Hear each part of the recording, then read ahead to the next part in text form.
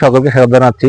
আমরা আজকে যে বিষয়টা নিয়ে কথা বলবো সেটা হচ্ছে নারিকেলের রোগস স্পাইরালিং হোয়াইট ফ্লাই।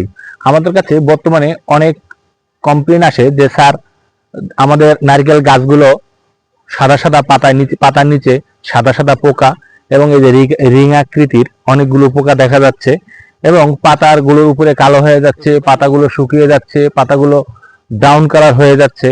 আসলে এটার মূলত কারণ হচ্ছে এই রোগস স্পাইরালিং হোয়াইট ফ্লাই। এই পোকাগুলো সাধারণ সাদামাছি থেকে মোটামুটি 3 গুণ বড় হয়ে থাকে।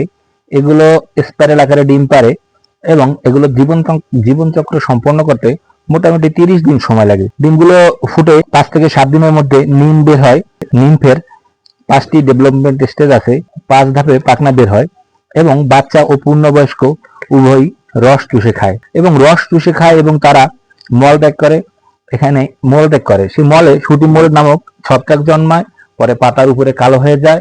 কালো হয়ে গেলে পাতাগুলো সূর্যের আলো সরাসরি পাতার উপরে পড়তে পারে না এবং পাতার উপরে পড়তে না পারার কারণে পাতাগুলো সালোক সংশ্লেষণে বাধা সৃষ্টি হয় এবং পাতাগুলো আস্তে আস্তে শুকিয়ে যায়। এই পোকার আক্রমণে গাছগুলো মরে না গেলেও ফলনে ব্যাপক সমস্যা দেখা দেয়, ফলন অনেক কমে যায়। এই পোকা দমনের জন্য আমরা যে পদক্ষেপগুলো নিব সেগুলো প্রথমত আমরা ফুড পাম্পের মাধ্যমে সজোরে পানি স্প্রে করব। পানি স্প্রে করলে অনেক সময় পোকাগুলো ধুয়ে চলে যায়। দ্বিতীয়ত আমরা সাবানযুক্ত পানি স্প্রে করতে পারি, হলুদ আঠালো ফাঁদ ব্যবহার করতে পারি, নিম বীজের পানি ব্যবহার করতে পারি, তামাকের গুঁড়া ব্যবহার করতে পারি।